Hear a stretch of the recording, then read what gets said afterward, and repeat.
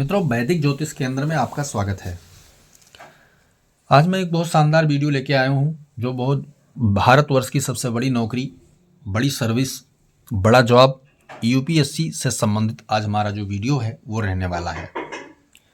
IAS से जुड़ी जो इंडियन लेवल सर्विस है उनसे जुड़े यूपीएससी सिविल सर्विसेज की बात कर रहा हूँ मैं, उनसे जुड़े नौकरी के क्षेत्र में व्यक्ति कौन जाता है, कौन सफल हो जाता है। जाना सभी चाहते हैं लेकिन सफलता तो नहीं मिलती। इसलिए मैं बात करूंगा कि कौन से ग्रह योग युति के कारण उनके जीवन में ऐसा योग बनता है और वो लोग चले जाते हैं और सफल भी हो जाते हैं। लाखों बच्चे एग्जाम देते हैं लेकिन सफलता सबको नहीं मिलती है।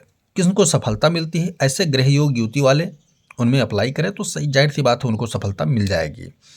तो जाहिर सी बात है सबसे पहले हमें ध्यान क्या देना है, इससे जुड़े हुए ग्रहों को ध्यान देना है। तो सरकारी नौकरी है चूंकि, तो सूर्य को हमें सबसे पहले लेना है। सूर्य का मजबूत होना बहुत जरूरी है। दूसरा ग्रह है बुध, क्योंकि बुद्धि का स्वामी है। और तीसरा ग्रह है चंद्रमा, जो प्रतिस्पर्धा का स्वामी। ये तीन ग्रह इस क्षेत्र के लिए पर्टिकुलर जिम्मेदार हैं। अगला ग्रह है मंगल। मंगल क्या है, पद का कारक है, मनोबल का कारक है, गुरु ज्ञान का कारक है। ये दो ग्रह और मिलते हैं तब जाके ये योग संपूर्ण रूप से, क्योंकि एक ग्रह नहीं पहुंचा सकता वहाँ। जितना बड़ा चीज होता है, जितना बड़ा लक्ष्य होता है, उतने ग्रह की जिम्मेदारी इसके प्रति होती है। अब अगर कालपुरुष की कुंडली है किसी का, लगन कोई भी हो, सूत्र अप्लाई करेंगे तब आपके समझ में पूरी तरह आ जाएगा। कालपुरुष की कुंडली अगर मेष लगन की कुंडली हो, लगन में ही मंगल और सूर्य आपके बैठे हैं, तो आप आंख मूंद कर इस सेक्टर में जाकर सफल हो सकते हैं। मित्रों, कोई दिक्कत वाली बात नहीं है, क्योंकि सूर्य सरकार को समर्पित करता है और मंगल जो है पद का सफलता देता है। तो इस सेक्टर में जाकर आप सफलता पा सकते हैं। बात कर लेते हैं हम चौथे भाव की, चतुर्थ भाव की। चतुर्थ भाव में अगर चंद्रमा सूर्य एक साथ कर्क राशि में बैठे हैं, और अगर 5 नंबर राशि में भी यहाँ बैठ जाते हैं, 1 नंबर राशि में भी अगर बैठ जाते हैं, 2 नंबर राशि में बैठ जाते हैं, तो 2 नंबर नहीं, केवल 1 नंबर, 5 नंबर, 4 नंबर राशि में अगर बैठ जाते हैं, तो आपको इस सेक्टर में सफलता मिल सकती है। आंख मूंद कर इसमें जा सकते हैं आप। वही लगन में एक चीज़ और बता देता हूँ, लगन में भी अगर 5 नंबर राशि आपको मिल जाता है और साथ में 10 नंबर राशि आपको मिल जाती है, तो भी आप लगन में सफलता प्राप्त कर सकते हैं। पंचम भाव की बात करें तो सूर्य बुध की युति, बुध आदित्य राजयोग बन गया यहाँ पर। तो 3 नंबर, 6 नंबर और 1 नंबर में भी आप ये सफलता प्राप्त कर सकते हैं। सप्तम भाव की बात करें तो शुक्र शनि की युति हो, शनि उच्च का हो, तो नौकरी का योग बनाता है। और कहीं ना कहीं सूर्य की दृष्टि इस पे आ जाए, या सूर्य शनि की राशि में जाकर यानी 10वें भाव में विराजमान हो उसी क्षण में, तब आपका ये योग यहाँ से क्लियर होगा, क्योंकि इन दोनों की युति से क्लियर नहीं होगा। शुक्र शनि की युति हो, शुक्र की राशि में या शनि की राशि में, यानी इन दोनों के कंफर्टेबल जोन में, और साथ में जिस राशि में हो उसका स्वामी चाहे 10वें में हो, चाहे इनकम भाव में हो, चाहे उसके ऊपर दृष्टि डाले, तब ये योग यहाँ से क्लियर होगा। 10वें भाव की बात करें, कैरियर का भाव है चूंकि, और अगर 10 नंबर वहाँ राशि पड़ रही है, 10 नंबर राशि पड़ रही है, मंगल सूर्य बुध की युति हो, 10 नंबर राशि पड़ रही है, 1 नंबर राशि पड़ रही है, 3 नंबर राशि पड़ रही है, 6 नंबर, 5 नंबर राशि अगर पड़ रही है, तो आप ये मान लीजिए कि सफलता आपको यहाँ जरूर मिलेगी।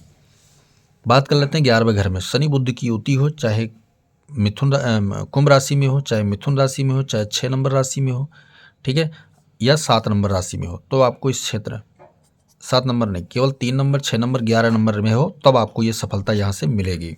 ये तो रहा भावगत योग युति के द्वारा बताए गए योग।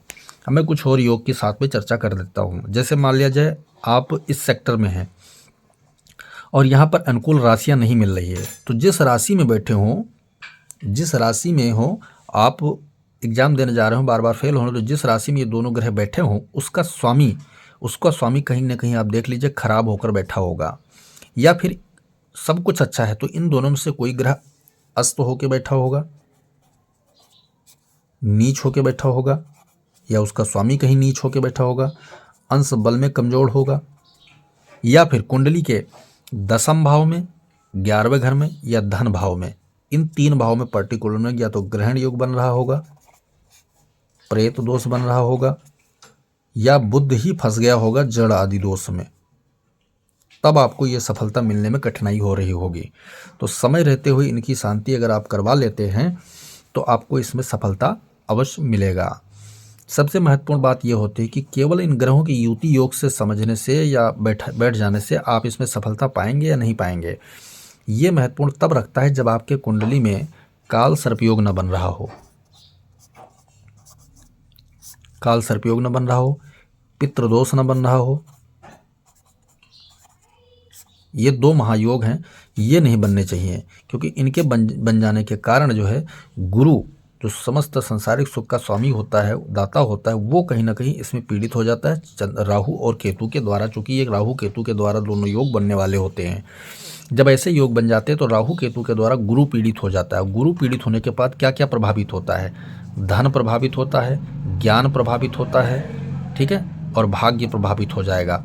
तब जब ये प्रभावित हो जाएगा तब आपको इनमें सफलता पाने में बड़ी कठिनाई होगी।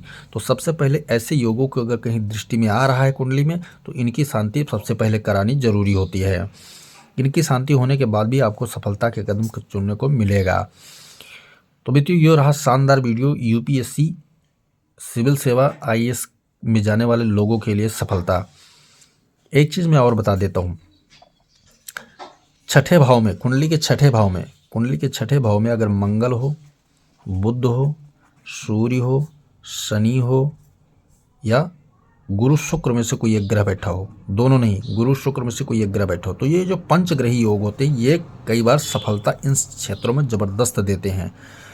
ठीक है, ये युति छठे भाव में, दसम भाव में, लगन भाव में, 3 भाव में ऐसे पंचग्रही योग अगर बन रहे हैं तो आप इस सेक्टर में बिना रोक टोक के जा सकते हैं, कोई दिक्कत वाली बात नहीं रहेगी। वीडियो पसंद आए तो लाइक करें, शेयर करें, सब्सक्राइब करें, साथ में बेल आइकन का बटन जरूर दबाएं ताकि हमारा नया लेटेस्ट वीडियो आप तक जरूर पहुंचे। जय सिया राम।